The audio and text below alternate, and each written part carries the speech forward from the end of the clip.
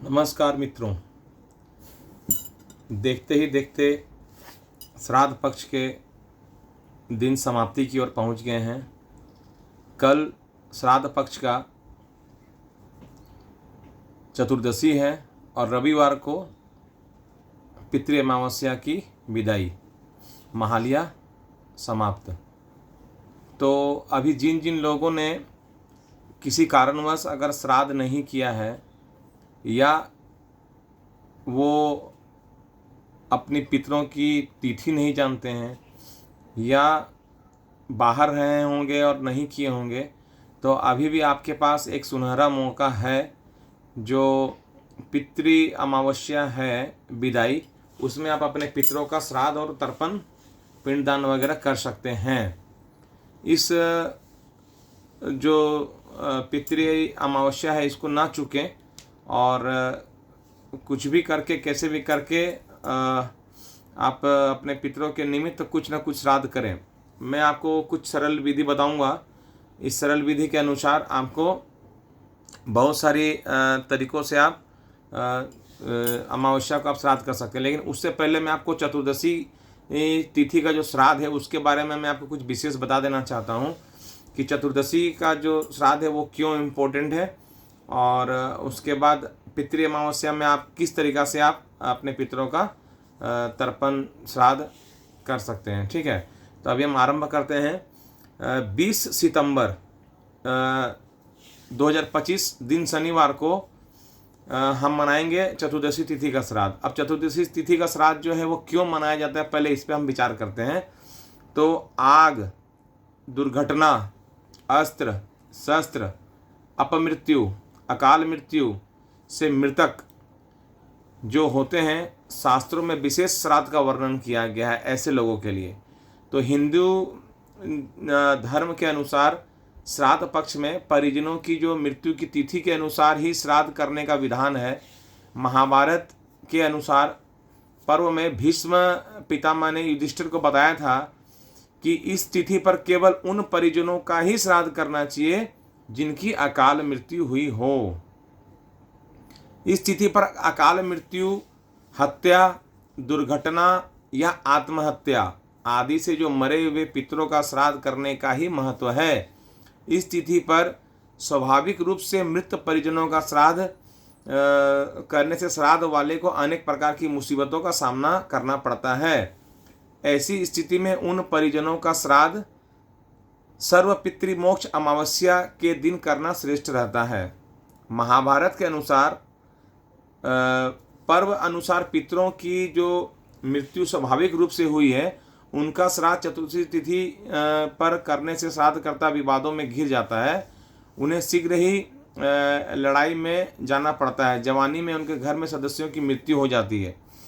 चतुर्दशी श्राद्ध के संबंध में ऐसा वर्णन कुर्म पुराण में भी मिलता है कि चतुर्दशी को श्राद्ध करने से अयोग्य संतान होती है।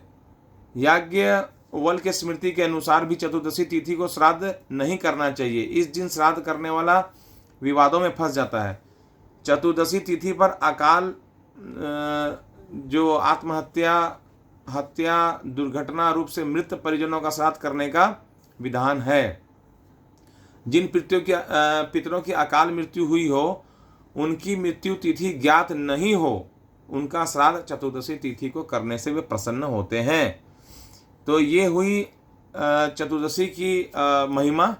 अब हम बात करते हैं जो हमारा मुख्य आज का विषय है, सर्व पितृ अमावस्या।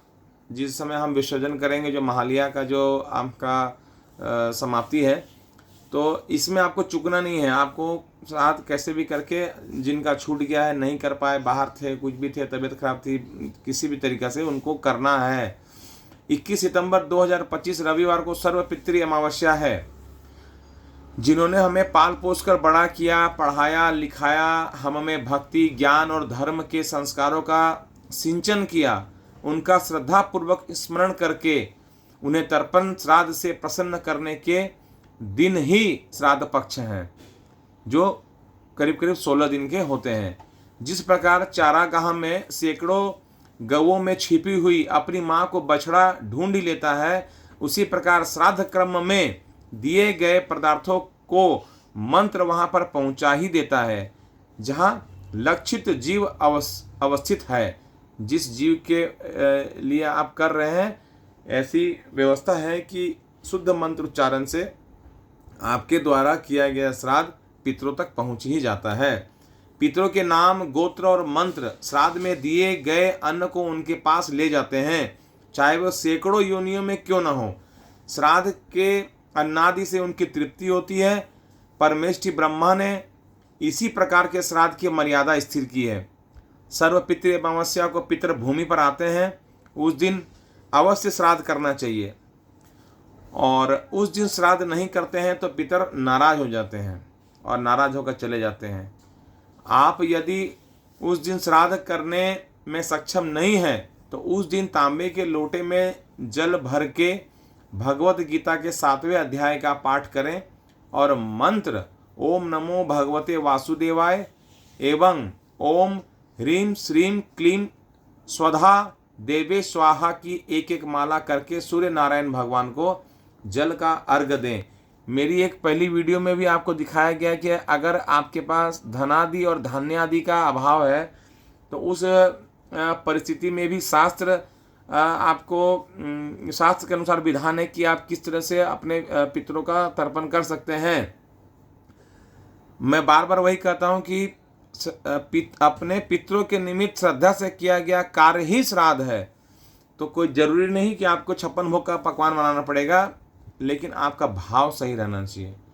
उसके बाद हम आगे बढ़ते हैं और सूर्य भगवान को बगल ऊंची करके, मतलब हाथ दोनों, जैसे मैंने आपको पहले वीडियो में बताया था, हाथ ऊंची करके बोले कि मैं अपने पितरों को प्रणाम करता हूँ, वे मेरी भक्ति से ही तृप्ति लाभ करें।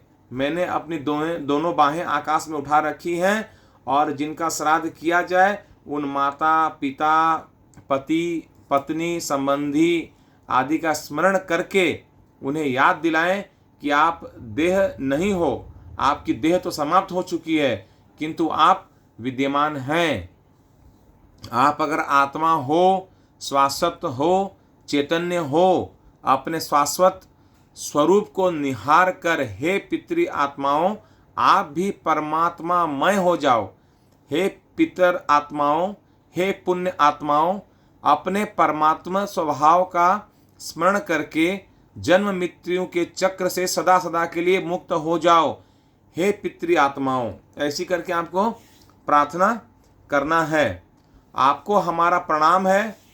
हाथ जोड़ेंगे और हम भी नश्वर देह के मोह से सावधान होकर अपने शाश्वत परमात्मा स्वभाव में जल्दी जागें। परमात्मा एवं परमात्मा प्राप्त महापुरुषों के आशीर्वाद आप हम पर बरसाते रहें। ओम ओम ओम।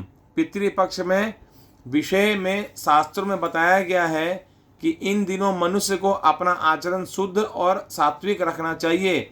इसलिए भोजन में मांस, मछली, मदिरा, नशापान, तामसिक पदार्थ आदि से परहेज रखना चाहिए, क्योंकि आप जो भोजन करते हैं उनमें से एक अंश पितरों को भी प्राप्त हो जाता है। इसलिए अपना आहार और अपना व्यवहार दोनों शुद्ध रखें। जैसा आप आहार रखेंगे और जैसा आप व्यवहार रखेंगे उसी हिसाब से पितर उनको लेंगे। इन दिनों मन और भावनाओं पर हमेशा नियंत्रण रखें।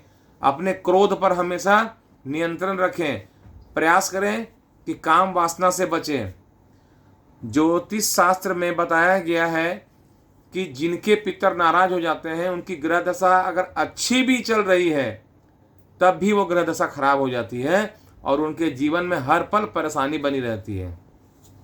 और अगर उनके पितर खुश हो जाते हैं और अगर आपकी ग्रह दशा खराब भी है अगर है तो वो आपको बहुत कम परेशानी में आपको वो कट के निकल जाती है। आपको पता भी नहीं चलता कि आपके पितर आपके छत्र छाया बनाकर एक मतलब ढाल के रूप में आपके पास खड़े हैं। श्राद्ध पक्ष में संयम नियम का पालन करें, नहीं तो पितर श्राप दे देते हैं।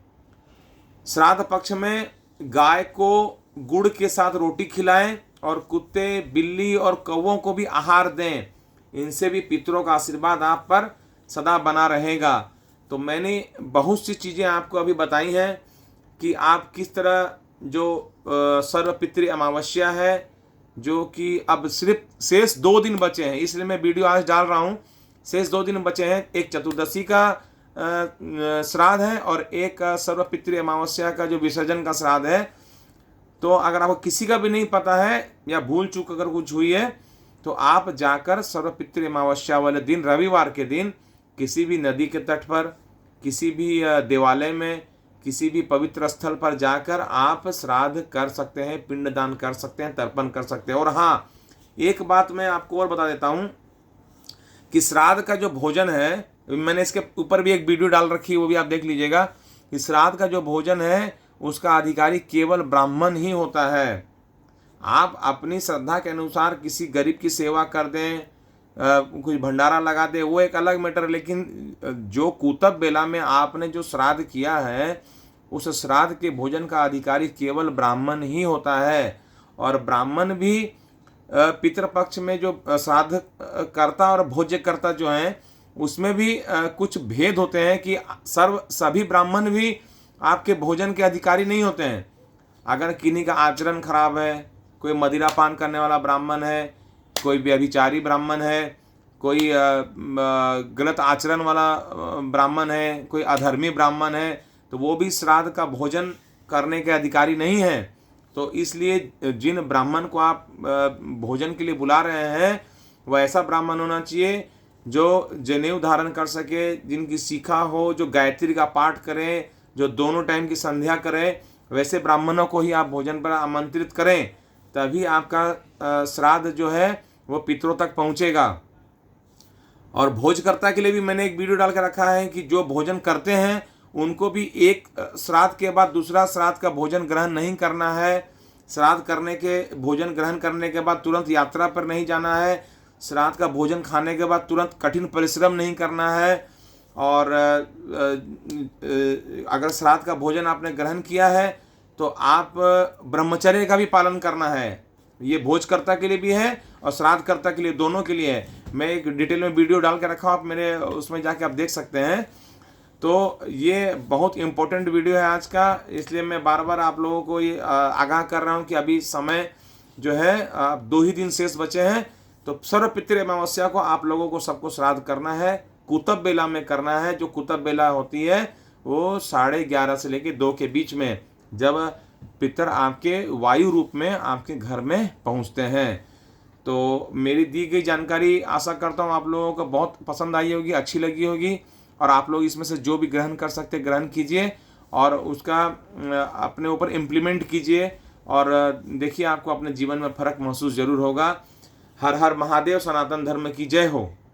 आप मेरे वीडियो को देखते रहिए, लाइक कीजिए, सब्सक्राइब कीजिए, और अगर कोई आपको जानकारी लेनी हो या कोई सुझाव देना हो तो मेरे कमेंट बॉक्स में जाके कमेंट जरूर करें।